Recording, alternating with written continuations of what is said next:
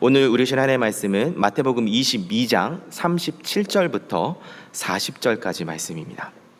마태복음 22장 37절부터 40절까지 말씀 한 절씩 교독하여 읽도록 하겠습니다. 제가 먼저 37절 말씀 먼저 읽겠습니다. 예수께서 이르시되 내 마음을 다하고 목숨을 다하고 뜻을 다하여 주 너의 하나님을 사랑하라 하셨으니 둘째도 그와 같으니 내 이웃을 내 자신과 같이 사랑하라 하셨으니 이 두 계명이 온 율법과 선지자의 강령이니라. 아멘.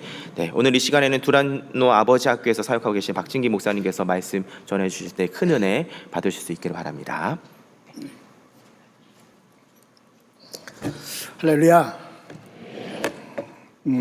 주차를 하고 입구서부터 안내하시는 분들이라든지 또 현관에 들어올 때 우리 장목사님을 중심으로 한 안내위원들이, 영접위원들이 하는 모습이라든지 교회 안에 여러 가지 광경, 그 다음에 제가 설교 자료를 체크하기 위해서 미디어실에 들어갔더니 안내하시는 분들, 거기 엔지니어들 전부 아주 프로하답게 건강하고 젊은 교회 같아서 제가 매우 기쁩니다.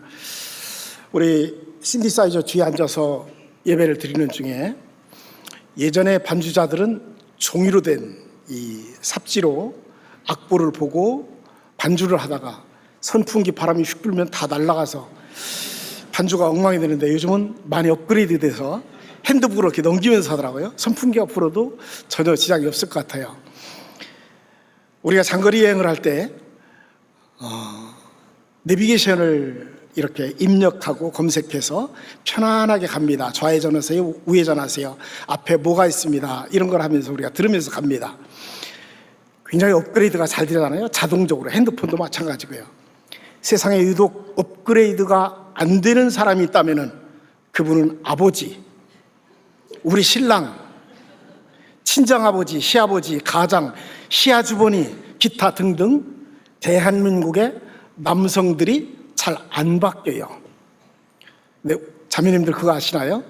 남자의 그 우직함이 세상을 견디게 하고 나라를 경영하고 우리 가정을 건강하게 만들어갑니다. 남자가 이리저리 귀가 얇아서 헷가닥 해보세요. 세상이 어지러워져요. 가정이 막 흔들리기 시작해요. 자녀들이 어려워지기 시작합니다. 세상이 바뀌지만 우리 남자들은 결코 바뀌지 않습니다. 자매 여러분, 바꾸려고 애쓰지 마세요. 그냥 냅두면 됩니다. 저는 중앙동에 살고 있고요. 사랑하는 아내와 미혼인 아들 하나와 같이 이렇게 행복하게 삽니다.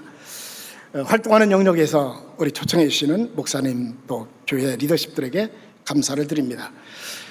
오늘은 주제가 가족을 배우자인데 정말 우리가 가족에 대해서 얼마나 아시나요? 우리 성가대, 시온성가대 얼마나 멋진 찬양을 들었어요. 저분들이 저 수준까지 올릴 정도까지 얼마나 많은 연습을 했겠어요. 지휘자를 필두로 어디 피아니스트, 신디사이저, 드러머, 기타리스트 이런 분들이 협력해서 멋진 하모니를 이루기까지 많은 피나는 연습을 했을 거예요. 우리 악기를 다루시는 분들 지문이 다 닳도록, 이 피아니스트들이요 쉽게 우리가 듣기는 야 잘 친다 이게 아니에요. 저분들이 기본 바이엘부터 시작해서 체린이 100번, 200번 얼마나 많은 연습을 했겠어요. 기타리스트들 줄을 수없이 끊어 먹었을 거예요. 드러머, 우리가 흔히 얘기하는 스틱, 막대라고 하죠. 두드리는 그 스틱을 수없이 부러뜨리기까지 저 수준에 도달했을 것입니다. 음향 얼마나 멋있어요. 잘 들리잖아요. 음향 여기까지 잘 세팅하기까지 우리 엔지니어들이 많이 수고하고 애씁니다. 우리도 이제는 배워야 되는데 가족에 대해서 우리는 등한시하거나 내 배우자에 대해서는 등한시할 경우가 종종 있습니다. 우리는 아이를 낳았다고 해서 다 부모가 되는 건 아닙니다. 결혼을 했다고 해서 다 좋은 배우자가 되는 것은 아닙니다. 반드시 트레이닝 과정을 거쳐야 되는데 개나 소나 다 배우는 핸드폰, 노트북, 미디어 기기 이것도 모르면 안 되더라고요. 식당이나 카페 같은 데 가서도 뭐 하나 주문하려면은 키오스가 와가지고 뭐 이거 다 눌러가지고 어떻게 해야 되는지 잘 모르겠어요. 그래서 젊은 직원한테 안내를 받거나 옆에 손님들에게 부탁을 해서 아신소를 해야만이 겨우 뭐 차 한 잔 이렇게 살 수 있고 그런 세상이 되었습니다. 배워야 되는 세상인데 우리가 가족에 대해서 좀 등한시하고 잘 못 배웠어요. 우리 이부 대표기도 하신 우리 안수 집사님 참 잘생겼어요. 미남이세요. 제가 깜짝 놀랐어요. 제 거울을 보는 것 같아서. 뵙기는 총각 같은데 결혼하셨나요? 네. 결혼 전에 당신이 결혼을 하면은 가정을 이렇게 경영하세요. 아내를 얻기 때문에 배우자에게는 이렇게 하세요. 자녀를 생산하면은 아버지가 될 텐데 이렇게 하세요. 이 다음에 손주를 보면은 할아버지가 되어서 이렇게 하세요. 이런 공부를 몇 시간, 아니 몇 차 정도 공부하시고 결혼을 하셨습니까? 한 번도 배운 적이 없어요? 아버지 학교는 배웠는데 저랑 같은 학교 나온 것 같아요. 전혀 그런 거를 접하지를 못했다는 얘기예요. 어머니도 물론 마찬가지예요. 접할 기회가 없어요. 여자분들은 조금 다르긴 다르죠. 우리 남자들 과목과 다른 한 과목이 딱 하나 있어요. 여성들만 고등학교나 중고등학교에서 배우는 한 과목. 뭐가 있죠? 오, 공부 잘하셨네요. 가정. 우리 남자들이 궁금해서 여쭙니다. 가정에서 뭐 배워요? 네? 바느질? 바느질 몰라도 되잖아요. 여러분 세탁 다 거들어 다니더라고요. 맡기기만 하면 다 해요. 또 뭐 배워요? 요리? 요리 뭐 레시피 다 알려주고 백종원 씨가 조금 우리 남자들을 들볶긴 하는데 그런 거 배우는 게 과연 행복한 가정으로 가는데 지름길이 될 수 있을까? 그것을 배웠다고 해서 우리 배우자에게 가정 격려하는데 얼마나 많은 도움이 될까? 잘 안 되더라고요. 가정은 혼자서만 하는 건 물론 아니지요. 배우자, 부부가 함께 격려하는 시대가 되었어요. 그래서 엄마도 배우고 아빠도 배워야 되는 시대고, 저는 개인적으로 이제 심리학과 교육학 이쪽을 이제 부전공을 했는데, 정말 우리 여기 안에도 이제 교육자분들이 계실 거예요. 교육 공무원들도 계시고, 그분들에게 좀 부탁합니다. 공교육에서 가정을 격려하는 법, 배우자에게 어떻게 하는 것, 자녀를 양육하면 부모로서 어떻게 하는 것, 이런 거를 좀 공교육에서 다뤄줬으면 좋겠어요. 단 몇 타임이라도 학교장 재량으로라도 몇 시간 정도라도 공부를 시켜줬으면 좋겠어요. 우리 집사님이 얘기한 것처럼 우리는 그런 걸 접할 기회가 없었어요. 한 번도 아무 훌륭한 교수도 안 가르치더라고요. 그래도 우리 크리스찬들은 조금 나아요. 특히 우리 여명 가족들은 훨씬 나아요. 담임 목사님 마인드가 이런 가정주간을 만들어서 전문가를 불러서 이런 교육이라도 해야 되겠다. 이런 것 때문에 우리가 가정의 달 맞이해서 무슨 교육 이런 것도 좀 조금 귀가 트이잖아요. 근데 밖에 분들은 그런 걸 접할 기회가 전혀 없습니다. 그래서 제 개인적인 바람이라면은 결혼 전에 우리 면허증 라이센스 받아서 면허하듯이 가정 경영을 미리 좀 라이센스 과정을 거쳐서 결혼을 했으면 좋겠다. 그래서 예식장에서 그거를 좀 미리 확인하고 결혼 접수를 받아줬으면 좋겠다라는 바람은 있는데 실행은 물론 쉽지 않겠죠. 교육을 안 받고 가정을 경영하면 이런 현상이 나타납니다. 눈 깜빡해서 뭘 보신 분들 계시죠? 아이에게 맡긴 것 같아요. 못 보신 분들 한 번만 더 들을게요. 눈 크게 뜨세요.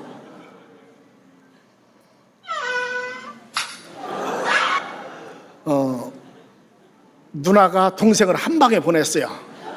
물론 여기 보육학이나 교육학이나 심리학 공부하시는 분들 아시겠지만 저 큰아이 내면에는 뭐가 있어요?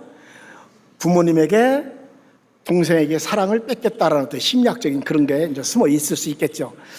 그리고 엄마들은 그래도 자녀를 태중에 10달을 품고 또 태어나서 모유 수유를 하는 엄마들이 대다수니까 보통 모유 수유를 가슴을 맞대고 심장 소리 들으면서 모유 수유하고, 그 아이가 학령기로 들어가서 이제 유치원부터 시작해서 학교로 들어가기 시작하면은 헬리콥터맘이 되어서 그 아이를 돌면서 모든 준비물 과정, 학습 과정 관여하고 일일이 케어를 해줍니다.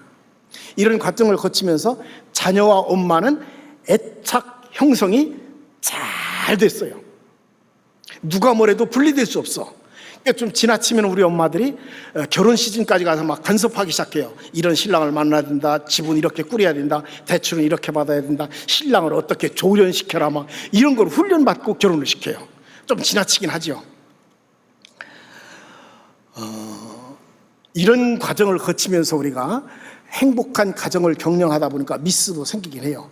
예전에 농경사에서는 우리 아빠들이, 남편들이, 아버지들이 밖에 나가서 돈만 벌면 경제활동만 하면은 가정 경영이 됐어요. 엄마들은 안에서 자녀 교육 문제, 살림하는 문제, 지출 문제 이런 것들을 다 관장했죠. 역할 분담이 정확했어요. 근데 그들이 이제 산업화 사회가 되고 IMF가 터지고 또 고물가 현상이 나타나고 자녀 양육비가 높아지고 사교육비가 높아지고 이러다 보니까 지금 맞벌이 하는 것이 대다수 됐습니다. 우리 엄마들이 맞벌이하고 저녁에 퇴근을 하면은 정말 할 일이 많아요. 반려견들이, 반려동물들이 막 털이 여기저기 쏟아져 있고 또 자녀들이 놀던 장난감, 빨래거리 이런 것들이 널브러져 있고 굉장히 힘들어지죠. 할 일이 태산 같아요. 저녁을 지어야 되죠. 우리 남편들도 맞벌이하고 저녁에 들어오면서 젊은 아빠들은 잘하지만 대다수 기성세대 아빠들이 들어오면서 첫 마디가 뭐예요? 아유 피곤해, 밥 줘. 보통 이런 얘기를 밑자리를 딱 갑니다. 그건 뭐예요? 나 건드리지 마라, 나 피곤하다. 지금부터는 쇼파와 리모컨은 내 차지다. 내가 좋아하는 응원, 야구 어느 팀을 내가 응원할 거니까 시키지 마라, 이런 뜻을 무언에 담고 있단 말이죠. 텐트를 미리 딱 치는 거예요. 근데 배워야 돼요. 못 배우면 이게 안 되더라고요. 트러블이 둘이 생기잖아요. 이제는 엄마들의 그 헌신 때문에 자녀들의 애착 형성이 건강하게 됐듯이 우리 아버지들도 현실을 직시하고 자녀들에게 눈높이를 맞추는 아빠, 우리 젊은 아빠들이 잘한다는 뜻이에요. 밖에 있는 분들 얘기죠. 그 다음에 내 배우자와 대화 코드를 맞추어서 취미 생활을 공유하고 혼자만 조기 축구에 나가고 혼자만 무슨 클럽에 나가지 말고 부부가 함께 할 수 있는 프로그램을 개발하고, 그것도 안 되면은 함께 뭐 가까운 산책 코스라도 손잡고, 손잡는 거 잘 안 되죠, 여러분들. 이것도 연습이더라고요. 스킨십을 자꾸 하니까 돼요. 물론 사랑의 어느 가지 그 5가지 중에는 물론 스킨십도 있고 선물도 있고 뭐 여러 가지 있습니다만은 스킨십이 잘 안 되는 부분들도 있어요. 싫은 사람이 있어요. 내가 4살 닿는 것도 싫은 사람이 물론 있죠. 하지만 이것도 트레이닝 과정을 거치니까 잘 되더라고요. 아빠들도 요리하는 시대가 됐습니다. 청소년들에게 이런 문제를 냈어요. 아버지 하면 떠오르는 이미지를 AI 형성을 하든지 너희들이 이미지 그림으로 쓰라면 잘 못 써요. 요즘 청소년들은 이미지 그림으로 제출하게 시켰어요. 1위가 손톱에 때가 새카맣게 낀 아버지의 손을 그린 아이가 최우수작을 받았어요. 그 외에도 뭐 여러 가지 그림이 나타났습니다만은 글로도 표현되고요. 여러분들의 아버지 하면은 어떤 그림이 떠올라요? 어떤 생각이 나나요? 우리 안수집사님께 다시 한번 묻습니다. 저는 한 사람이 꽂히면은 특히 잘생긴 사람에게 제가 이게 꽂히거든요. 혹시 지금 아버님이 살아 계신가요? 돌아가셨습니까? 생존에 계실 때 가끔 이제 문안 전화 하잖아요, 그죠?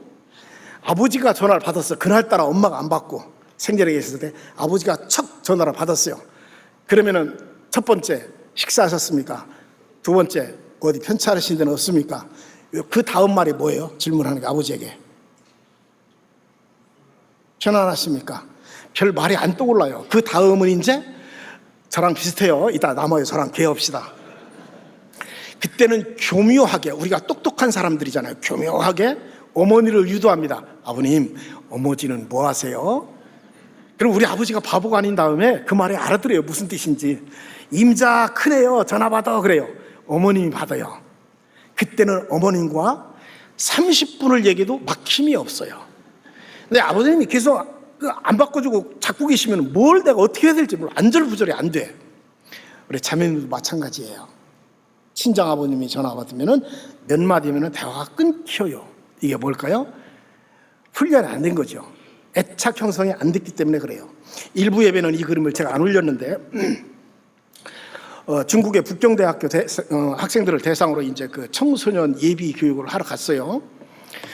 낮 타임에 이제 오전 강의를 하고 오후 저녁 프로그램인데 점심시간에 조금 타임이 좀 이렇게 쉬는 시간이 있어서 호텔에 숙소를 있었고 제가 눈대중으로 돌아올 수 있는 거리를 측정해서 시내를 이렇게 천천히 1시간 정도로 걸었어요. 공원이 있더라고요. 거리 한가운데 공원이. 저 그림 앞에서 제가 멈췄어요. 저 공원 앞에서. 제목이 할머니와 손자더라고요. 그 동상 조각품이 참 분명히. 제가 저기에서 뭐가 꽂혔냐면은 저 부채와 쭈그러진 수세미 같은 할머니의 전무덤이었어요. 교육자 한 사람으로 저 조각가의 저 조각을 할 때 마음이 어떤 마음이었을까? 할머니의 마음이더라고요. 우리 후손들이 제가 격대교육이라고 하는데 손자녀 교육을 시키는 할머니, 할아버지들 50대에서 60대 그 할아버지들 교육할 때 가끔 하는 얘기예요.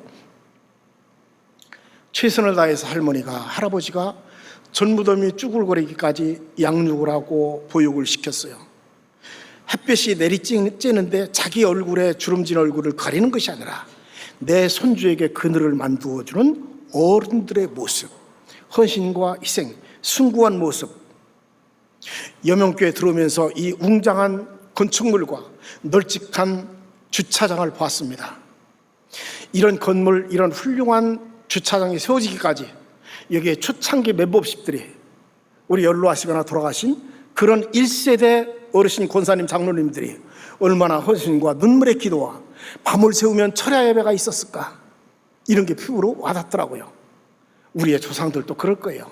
아니, 여러분들이 현재 그렇게 만들어가고 있어요. 가정 경영을. 오래전 얘기입니다만은 방배동에서 신혼생활 하면서 아이가 태어났어요. 뭐 그때는 성혜병원이라고 그 신길동에 거기에 의사 선배님이 계셔서 하필이면은 이제 양수가 터졌는데 주일날 새벽에 양수가 터진 거예요.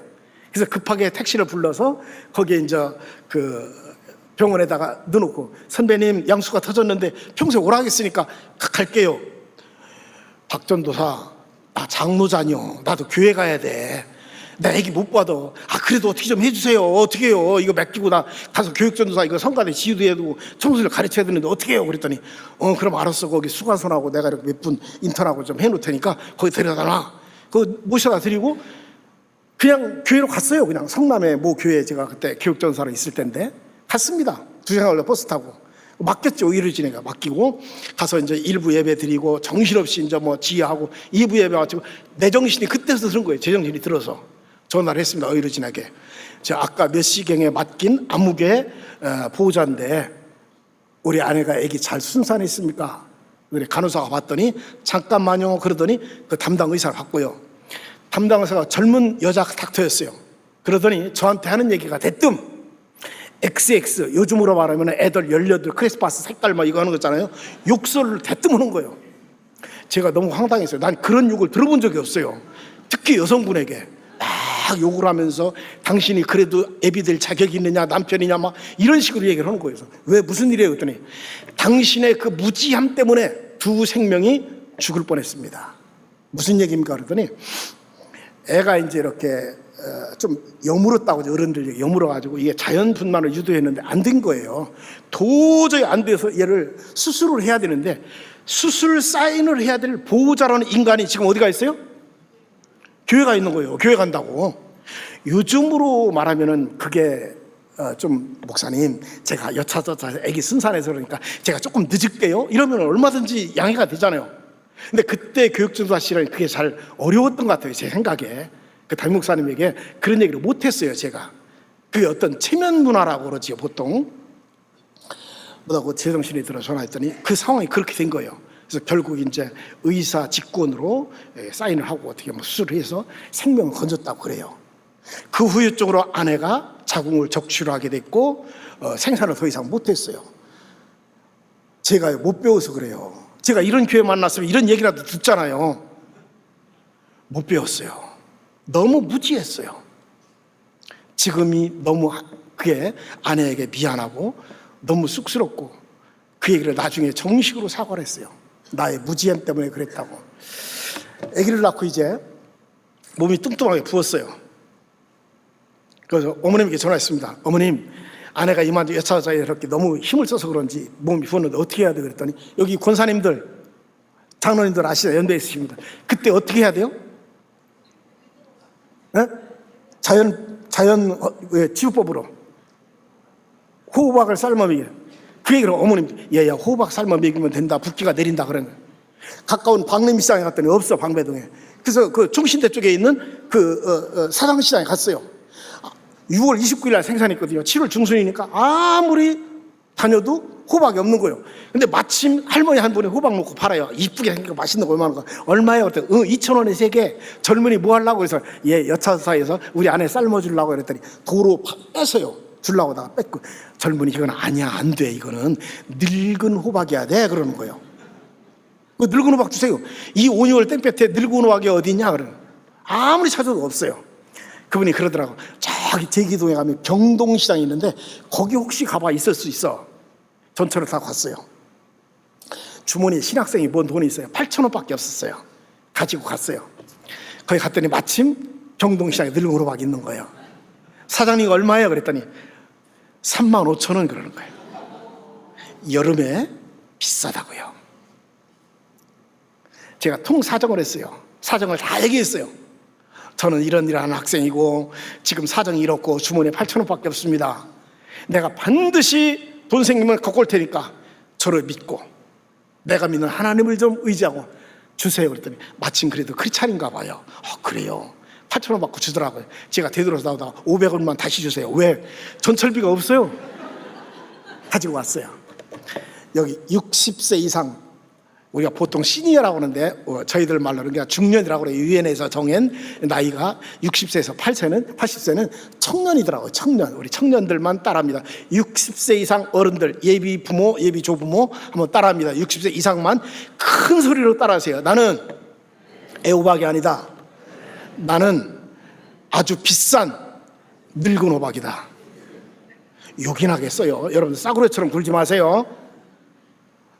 우리 젊은이들에게 부탁합니다. 애로사항이 있거든 목사님 사모님께도 찾아가고 굶기 전에 연배에 있으신 여기 장로님 권사님들 중보 기도 대장들입니다. 새벽 기도 나서 기도하죠. 철학 기도 기도하죠. 그 대장들에게 찾아가세요. 장로님, 단임 목사님, 사모님, 우리 가정에 요즘 이런 문제가 있네요. 이런 애로사항이 있네요. 우리 애가 이렇네요. 자취 좀 얘기 좀 하세요.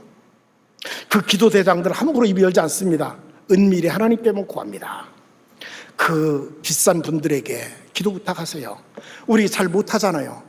나중에 다 굶어 터진 다음에 목사님, 우리 당분간 이렇게 떨어져 살기로 했어요. 이런 얘기 하지 마세요. 사전에 얘기해, 사전에. 오늘 혹시 여러분들 가정주의를 보내면서 어떤 기대를 가지고 예배에 참석했나요? 오늘 예배 메시지를 통해서 내가 좋은 부모가 될 것이다, 이런 기대치를 가지고 오셨다면 그걸 좀 내려놨으면 좋겠어요. 좋은 부모는 밖에 교육에 얼마든지 많아요. 인터넷 치면 수두룩한 교육이 많습니다. 교회에서만 들을 수 있는 것 따라합니다. 좋은 부모가 되려면 먼저 좋은 배우자가 되자. 저는 가정사역을 30년 이상 이렇게 하면서 제가 느낀 철학입니다. 나는 수없이 아이에게 좋은 부모가 되려고 했었어요. 교인들에게 수없이 좋은 목사가 되려고 했었어요.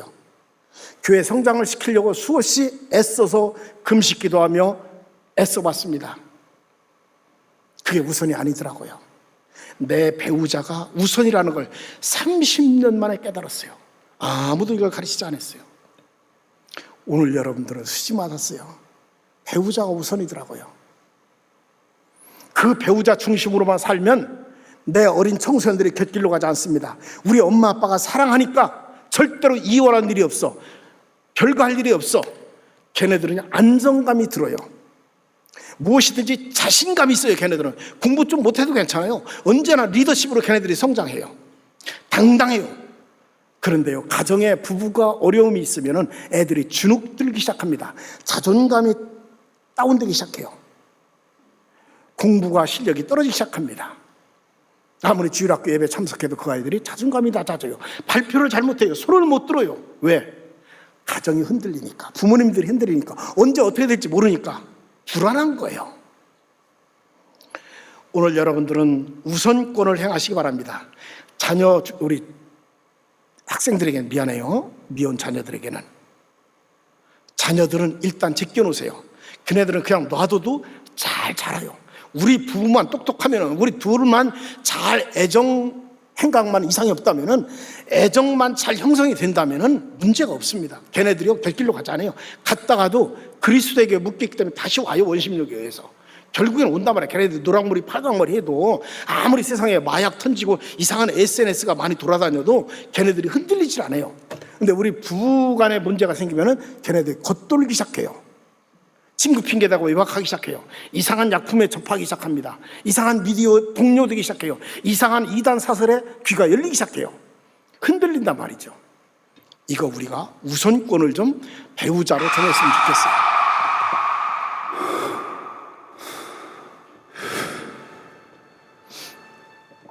우리의 연애와 신혼은 다른 커플들처럼 마냥 행복했었다. 우리는 늘 이렇게 행복할 것이라고, 특별하다고 생각했다. 하지만 언제부터였을까? 우리는 서로에게 익숙해지고 서로의 사랑을 확인하려 하지 않았다. 자, 고마워. 오늘은 우리의 결혼 기념일. 뭐 좀 마실래? 매년 챙기지만 이미 습관이 되어버린 이날. 어쩌면 그녀에 대한 내 사랑이 식었는지도. 선영아, 우리 이혼하자. 행복하지 않잖아, 우리.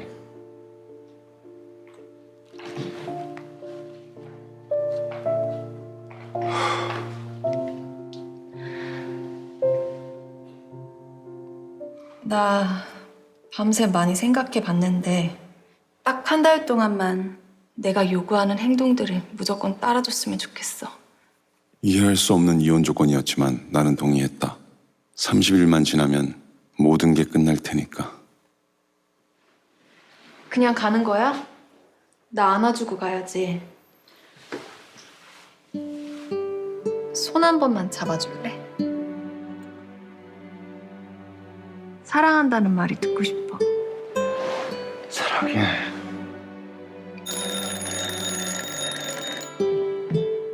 키스해줄래?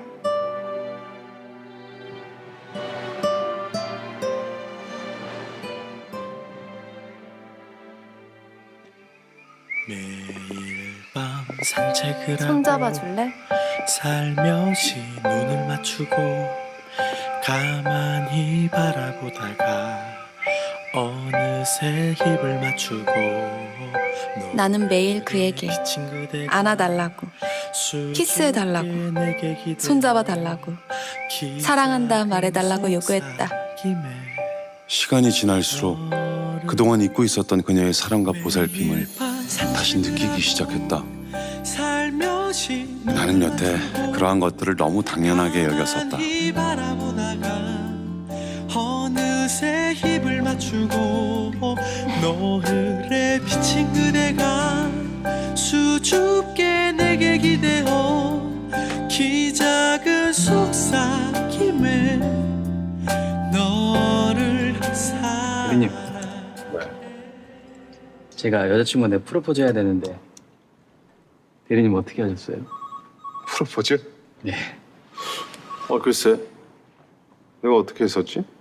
내가 약속할게. 매일매일 당신 손을 잡고 포옹을 하고 입을 맞추고 사랑한다 말할게. 나랑 결혼해 줄래?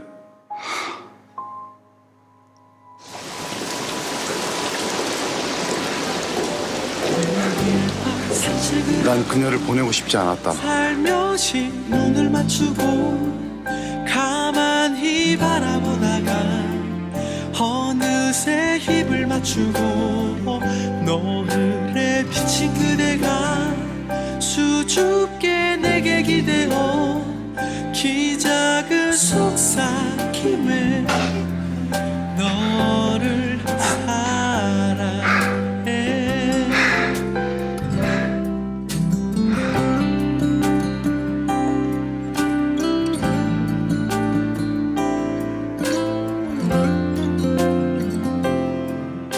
난 그녀를 다시 찾아야 했다.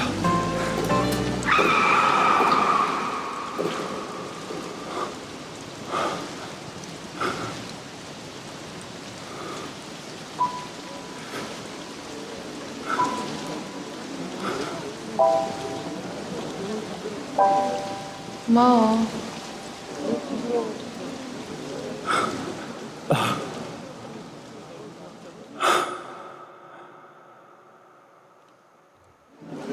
다행이다. 다치진 않았나 봐.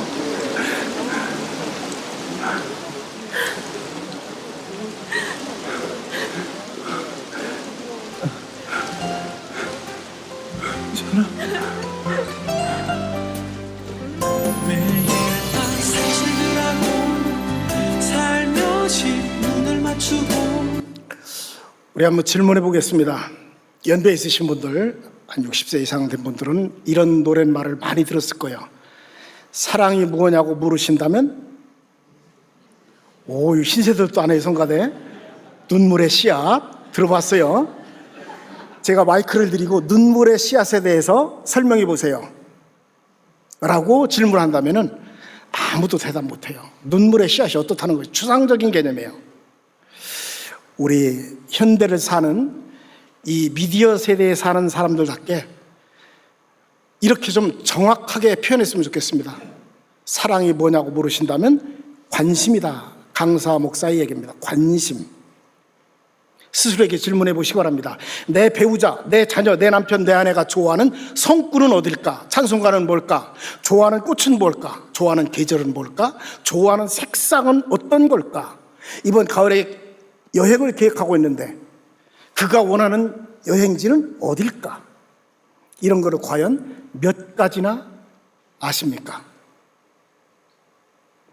제가요 유치원 다니는 제 아이에게 예전에 젊었을 때 목회 초년생이니까 그때만 해도 조금 여유가 있었어요. 그래갖고 얘를 유치원을 빼고 자연학습이라는 핑계로 수없이 많이 돌아다녔어요. 교회 봉고차를 이렇게 해가지고. 그리고 이제 걔가 자라서 대학생이 되었어요. 대학생 때 다시 요청했습니다. 아무개야 이번 주말에 뭐하니? 아니 뭐 특별한 계획 없는데요. 놀러 가자. 우리 드라이브 여행 가자. 세 식구가 그랬더니 됐어요. 엄마하고나 가세요. 왜? 그래. 왜 그랬어요? 물었더니 하는 얘기가요. 가면 뭐예요? 아빠 가고 싶은 데 가잖아요. 아빠가 좋아하는 식당만 가잖아요. 애가 철들으니까 그 얘기를 하는 거예요. 남 탓을 하자면 제가 못 배워서 그래요. 너무 무지했어요. 내 아내를 무지하게 했고 내 아들의 마음을 너무 몰랐던 거예요. 내가 가고 싶은 여행지를 갖고 그 아이는 에버랜드나 대공원을 가고 싶었는데 동물을 보고 싶었는데 내가 좋아하는 계곡이나 바다나 산으로 간 거예요. 걔가 좋아하는 피자집이나 햄버거집을 갔어야 되는데 내가 좋아하는 탕을 찾아가고 내가 좋아하는 맛집을 찾아갔더라는 얘기죠. 이제는 좀 관심을 가졌으면 좋겠어요. 눈높이를 맞췄으면 좋겠어요.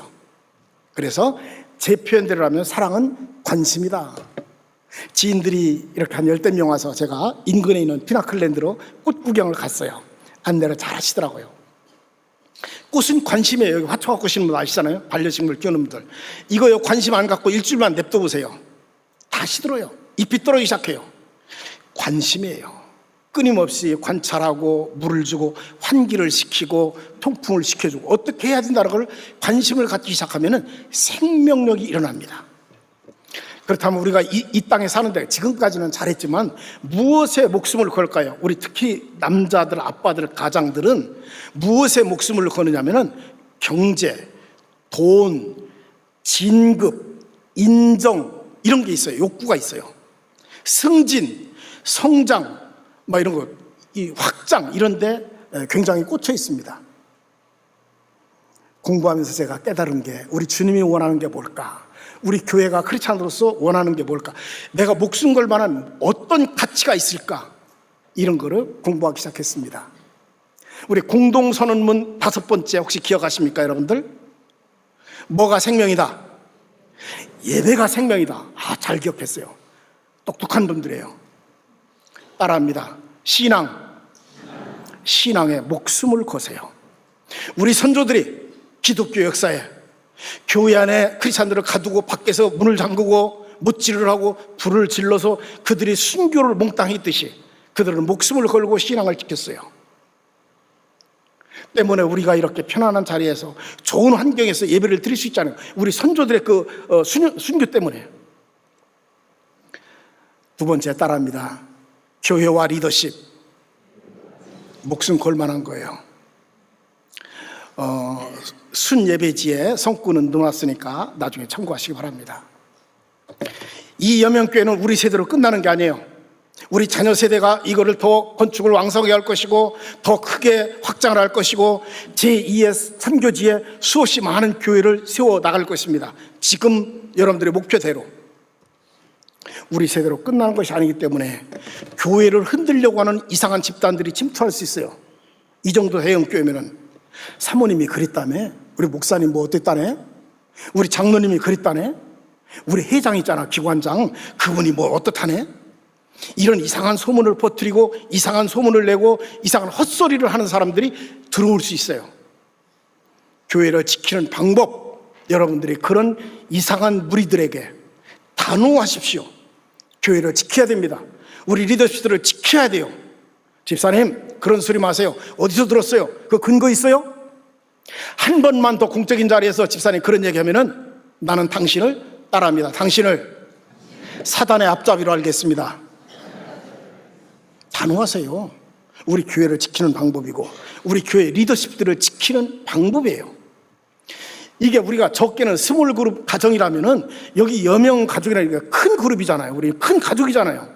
우리 가족을 지켜야 되잖아요. 우리 집을, 우리 하우스를 지켜야 되잖아요. 여기는 홈이에요. 여러분들 몸담고 내대로 끝나는 게 아니라 우리 자녀들, 손자녀들 세대까지 지켜나가야 될 신앙의 유산입니다. 때문에 여기를 목숨 걸고 지켜야 돼요. 주변에 괜히 시비 거는 사람들이 있어요. 교회 주변에 주일날에 뭐 시끄럽다는 둥, 당신 때문에 여기 골목에 주차했는데 뭐 내 차를 못 뺐다는 둥, 기타 등등 괜히 시비하고 신고정신에 지철해서 괜히 구청에 신고하고 할 수 있어요. 그럴 때 장로님, 목사님도 앞세우지 마세요. 평신도들 집사님이 목사님 뒤로 빠지세요. 장로님 나서지 마세요. 우리가 알아서 할게요. 우리 젊은 안수 집사님 이런 분들이 나서서 행정적인 민원 처리하고 그런 걸 하는 거예요. 그게 교회를 지키는 방법들입니다. 목숨 걸 만한 세 가지를 지금 이야기하는 거예요. 마지막 중요한 거 우리 주님이 원하는 거 따라합니다. 가정을 지키십시오. 부관에 애착 형성에 애로가 있으신 분들, 온라인으로 예배하는 우리 온라인 가족 여러분, 가족 간에 흔들리는 부분이 있나요? 애로가 있으신가요? 위로 우리 주님께 의지하며 아래로는 우리가 가정을 지킬 수 있는 게 뭘까? 아까 얘기했듯이 관심을 갖고 구체적인 표현을 하고 배우자의 눈높이를 맞추고 내 자녀의 눈높이를 맞춰서 배우자의 소중함을 느껴서 이제는 배우자 우선으로 삼는 이런 것들의 가정을 지키는 방법들입니다. 사별가족, 싱글가족 관계없습니다. 재혼가족, 삼혼가족 관계없어요. 현재 그 가정을 여러분들이 사수하십시오. 목숨 걸고 사수하십시오. 그곳에 치유의 회복이 일어나고 다시금 그 가정을 재건하는 그런 여명 가족들이 되기를 바랍니다. 행복한 가족의 걸림돌, 현대시대 미디어 중에서 가장 걸림돌은 핸드폰 미디어 세대입니다. 이걸 내려놓으면 가족이 보이기 시작해요. 내 자녀가 보이기 시작합니다. 내 배우자가 보이기 시작하고 우리 교인들이 보이기 시작해요. 내 주변에 애로가 있으신 장애우 가족들이 보이기 시작합니다. 다소 마음에 우울증이 있거나 불안감이 있는 그런 가족들이 보이기 시작해요. 근데 관심이 없으면 안 보이더라고요. 우리 옛날 어른들, 이제 오늘 아버지 얘기를 좀 할게요. 아버지 세대들은 이런 세대를 겪었죠. 옛날 드라마에 나왔던 내용들이긴 한데 이런 어른들이 계셨기 때문에 현재 건강한 우리 가족들이 생기지 않았을까. 정말 그분들은 지금 4.5일제 막 이런 거 도입하려고 공약으로 막 나타내는 시대가 됐더라고요. 이때는 야근을 밥 먹듯이 했고요. 이때는 정말 그분들이 얼마나 힘들어 했는지 모릅니다. 수기를 썼고 월급 적당히 월급 타가지고 이런 우리 흔히 얘기하는 철밥통이라고 하죠. 이런 거는 꿈도 못 꿨어요. 우리 여기 크리스찬들이 해당이 안 됩니다만은 실내 흡연이 기본이기 때문에 담배 타임 이런 것도 없었단 말이죠. 그래서 나가서 쉴 시간이 거의 없었고 주육일 근무는 기본적이었고 어쩌면 빨간 날도 다 나갈 수 있죠. 그래서 복장도 이런 정장을 갖춰 입어야 되고 글씨도 잘 써야 되고 어떻게 그분들이 버티셨는지 모르겠습니다. 그런 어른들이 계셨기 때문에 지금의 우리가 안전하게 신앙생활을 할 수 있죠. 우리 여명교회에서 기관별로 교인들이 야유회를 갔다고 칩시다. 광덕산이나 태주산으로 광구회에서 100명 정도, 1000명 정도가 갔어요. 가다가 30명 정도가 아유 목사님 내가 운동을 안 해서 그런지 배가 나와서 그런지 도저히 못 가겠어요. 아유 관절이 아프네요. 50명이 중간에 베이스 캠프를 찍고 다녀오세요. 우리 못 가겠어요. 30명이 이미 떨어졌고 나머지 20명이 정상에 올라가서 야우하고 밑에 있는 약수터로 들어갑니다. 약수를 다 20명이 마시고 15명이 이렇게 말합니다. 목사님 우리 도저히 못 가겠어요. 다시 거꾸로 가야 되는데 이쪽에 유구 쪽으로 거기 저 교회차 좀 보내주세요. 우리 거기서 기다릴게 가까우니까.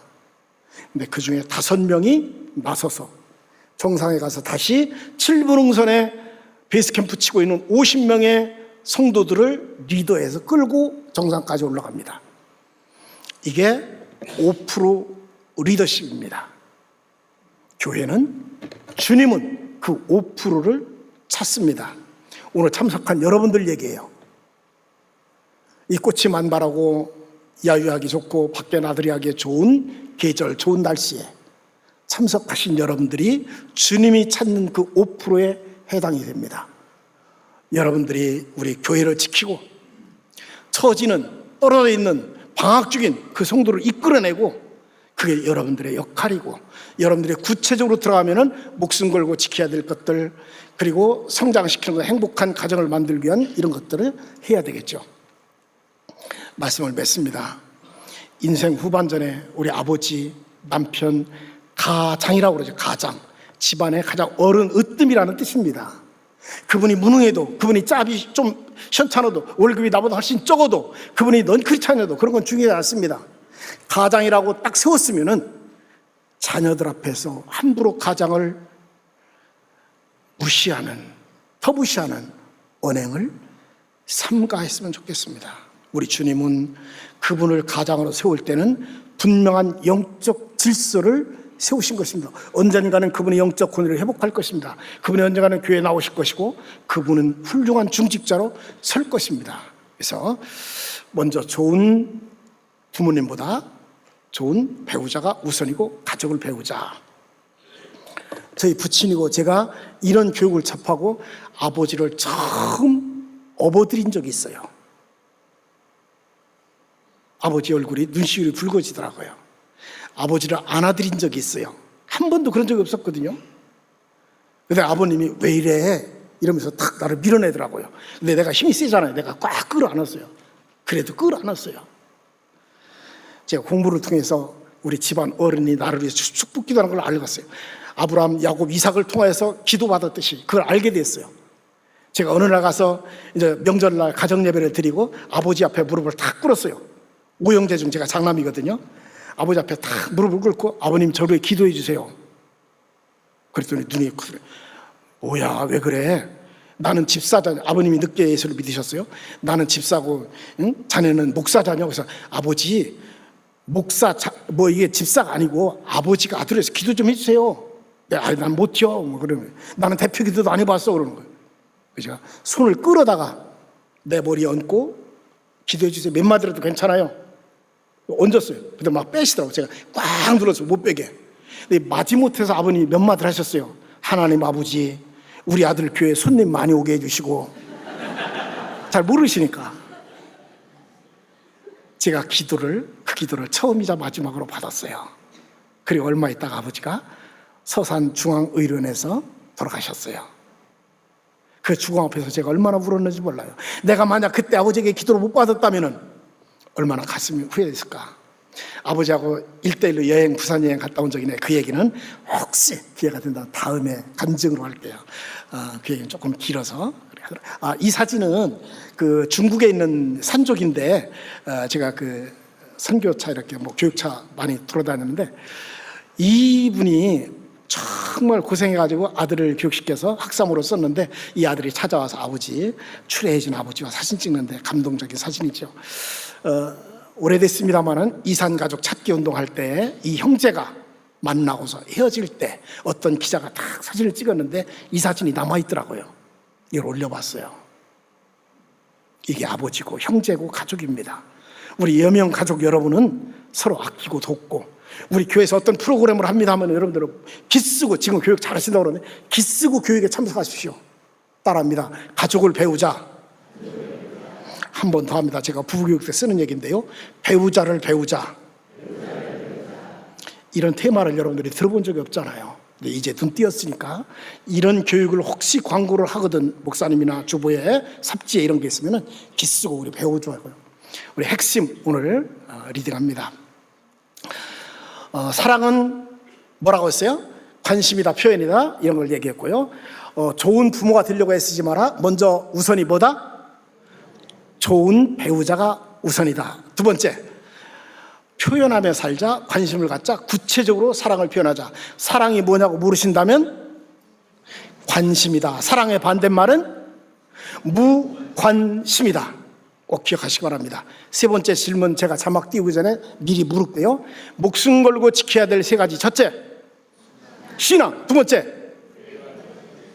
잘하고 계세요. 교회와 리더십. 세 번째, 잘했어요. 모두 100점. 참 잘했어요. 도장 꽝. 잘하셨어요. 그래요. 목숨 걸 만한 가치가 있는 것은 돈도 아니고 자식도 아니에요. 내 기업도 아닙니다. 오직 신앙, 교회와 리더십, 가정, 외부에 있는 온라인 가족 여러분, 꼭 건실하게 가정을 지키시고, 아는 것, 오늘 들은 거로 끝나는 게 아니고 실천에, 행동으로 옮기는 액션이 꼭 여러분들에게 필요합니다. 예배에 참석할 때 혹시 우울감을 가지고 왔습니까? 병든 마음, 우울 감정을 가지고 왔습니까? 공황장애를 가지고 왔습니까? 그러나 축도를 마치고 나가실 때는 여러분들이 모두 이런 모습으로 돌아가게 될 것입니다. 여러분들의 인생 후반전에는 해피한 날이 지속되기를 바랍니다. 기도하겠습니다. 고마우신 우리 하나님, 가정의 달을 맞이하여 우리가 주님 앞에 우리 됨을 돌아봤습니다. 가장, 남편, 부모, 자녀, 어른들, 이런 얘기를 돌아봤습니다. 평소에 듣지 못했고 공교육에서 접하지 못했던 내용들이지만 오늘 우리 여명 가족들이 가정의 달을 맞이하여 생소한 단어들을 듣고 영상을 보고 돌아봤습니다. 목숨 걸고 지킬 만한 가치가 무엇인지, 진정한 사랑이 무엇인지를 돌아봤습니다. 주님이 원하는 5%가 무엇인지를 봤습니다. 하나님, 지식으로 아는 것으로 끝나는 것이 아니라 행동으로 옮기는 저들에게 인도하옵소서. 마음이 아픈 분들, 영적으로 아픈 분들, 육신이 아픈 분들, 온라인 가족, 우리 여명 가족 모두에게 주님의 사랑, 건강한 가정 회복되게 축복하옵소서. 예수님의 이름으로 기도합니다. 아멘.